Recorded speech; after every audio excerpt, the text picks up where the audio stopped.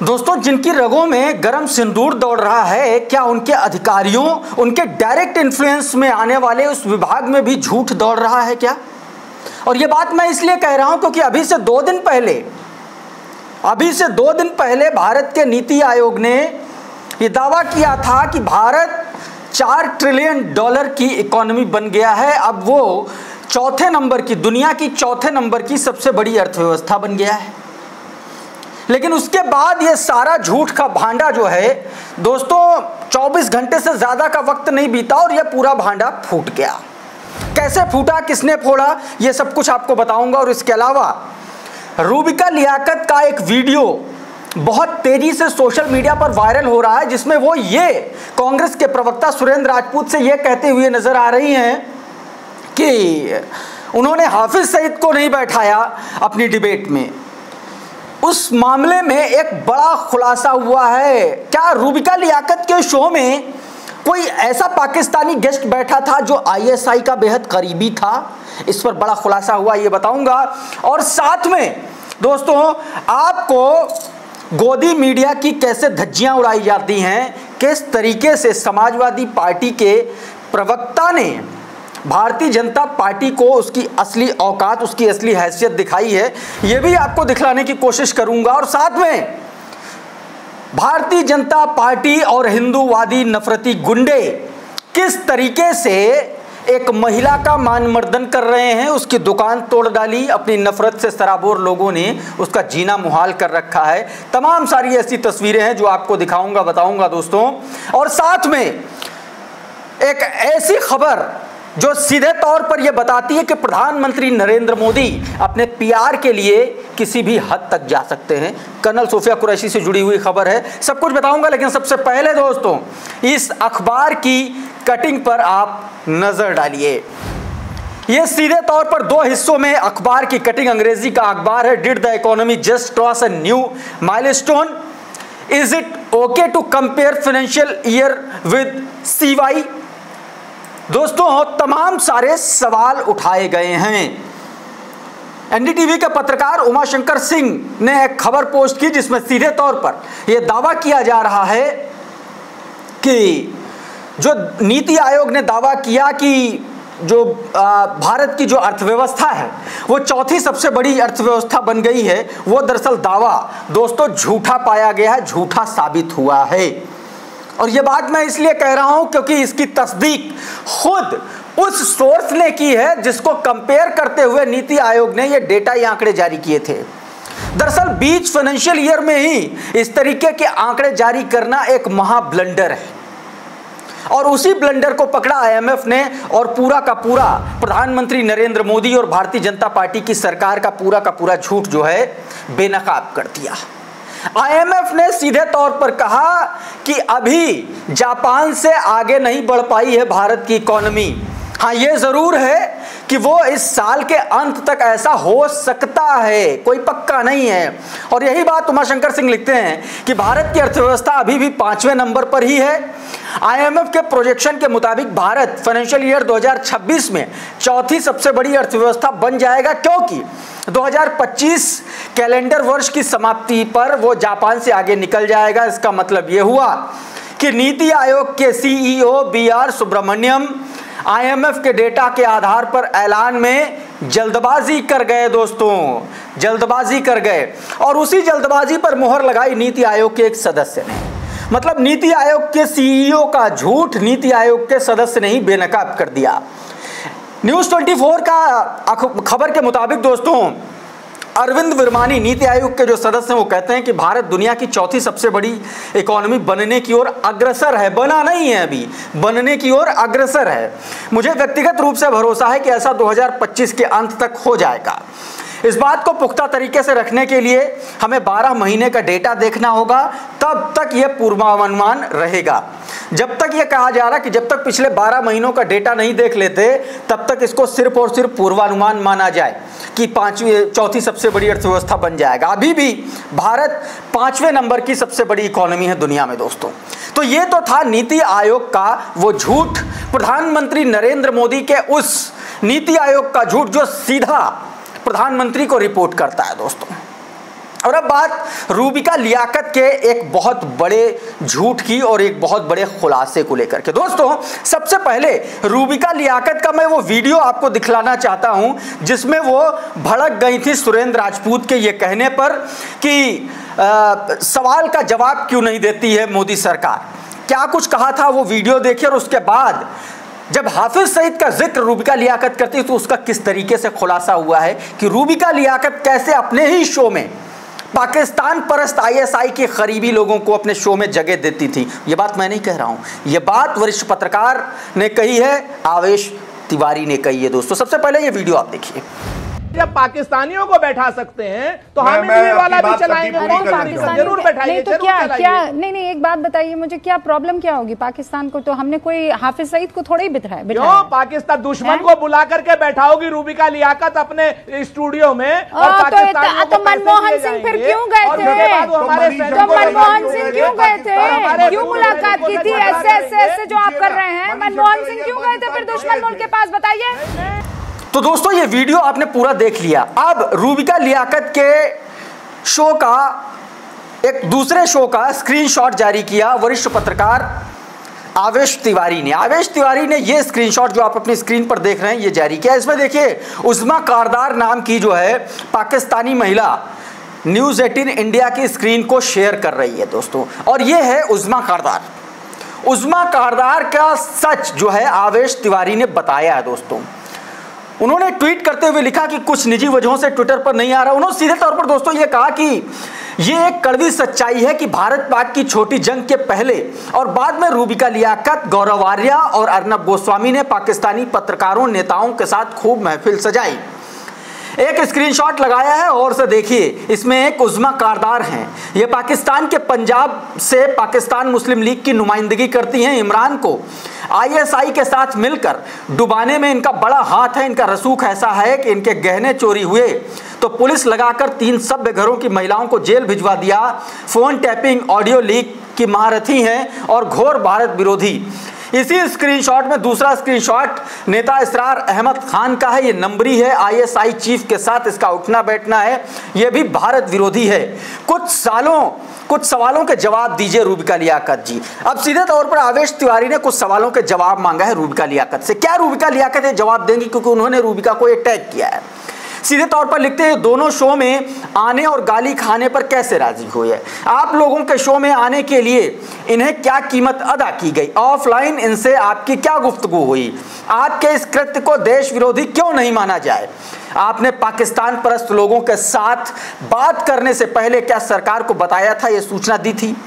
क्या आपको इन दोनों के पाकिस्तानी खुफिया एजेंसी से लिंक के बारे में जानकारी नहीं थी? तमाम गंभीर सवाल दोस्तों आवेश तिवारी ने खड़े कर दिए। एक और पुराना वीडियो, क्योंकि जब से ये सुरेंद्र राजपूत का वीडियो वायरल हुआ तब से तमाम सारे ऐसी क्लिपिंग हैं जो लगातार वायरल हो रही हैं। न्यूज़ 18 का ही है, चुनाव के दौरान का एक वक्त था। वरिष्ठ पत्रकार कई सारे चैनलों में, बड़े बड़े चैनलों में संपादक रहे। कोई बड़ी बात नहीं है कि जब संपादक रहे होंगे सतीश के सिंह जी, तब रूबिका लियाकत जैसे लोग इंटर्नशिप, CV लेकर के इंटर्नशिप मांग रहे होंगे और उनसे इस तरीके की ये बहस कर रही है, इस तरीके की ये महिला अभद्रता कर रही है। लेकिन सतीश के सिंह ने अपने तरीके से सीधे तौर पर रूबिका लियाकत को जवाब दिया। क्या कहा है ये आप भी सुनिए। सुनिए ना, मैं कह रहा हूँ आप सुनी नहीं रही। हम सुन रहे हैं, पर मंगलसूत्र सुनिए ना। अरे आपकी भैंस बच गई। पहले ये बताइए, भगवा है कि लाल है?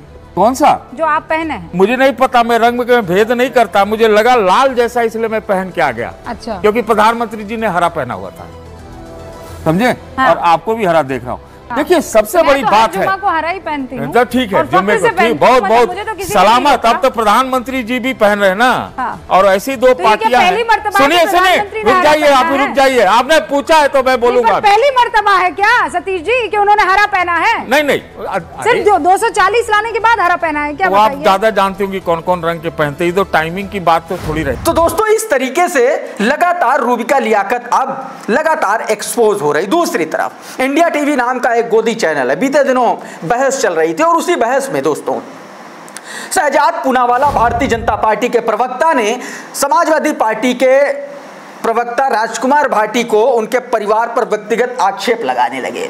राजकुमार भाटी ने ऐसी केंचुल उतारी है ना शहजाद पूनावाला की भारतीय जनता पार्टी जैसे प्रवक्ताओं को वो उम्र याद रखेंगे। ये वीडियो देखिए जरा। मैं अपने पिताजी को लेकर बड़ा सेंसिटिव हूं। मेरे पिताजी का देहांत तब हुआ जब मैं 5 साल का था। मेरे पिताजी के लिए अगर बोलेंगे तो मैं आपके बाप दादाओं का क्या इतिहास रहा है मैं बताना शुरू कर दूंगा। Boys will be boys.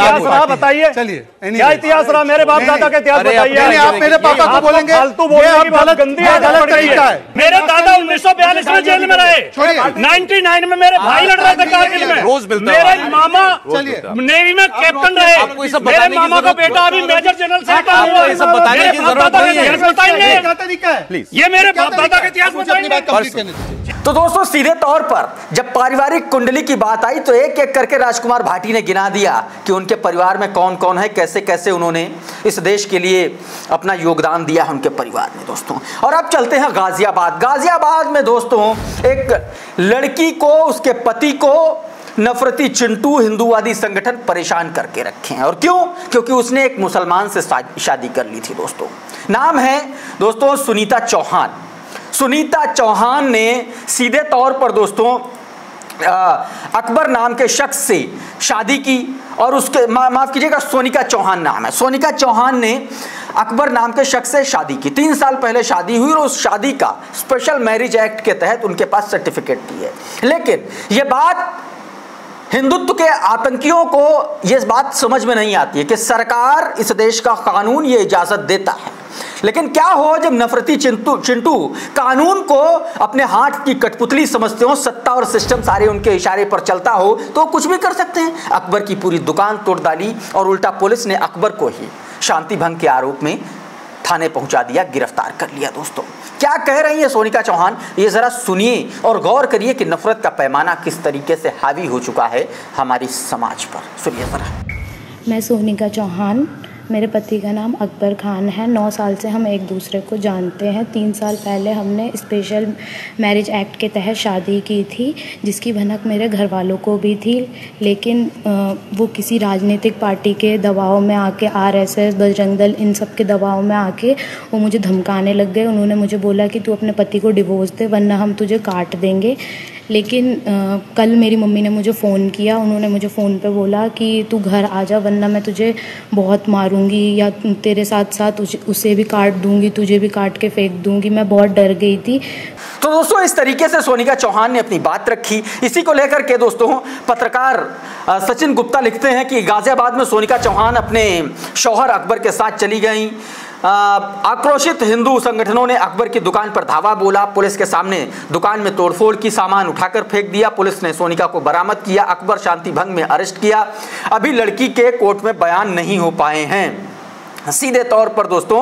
और इस पर जो सोनिका खुलासा कर रही हैं उसका भी वीडियो उन्होंने शेयर किया और बताया कि 9 साल से ये लोग रिलेशनशिप में थे और 3 साल पहले दोनों ने कोर्ट मैरिज की थी दोस्तों।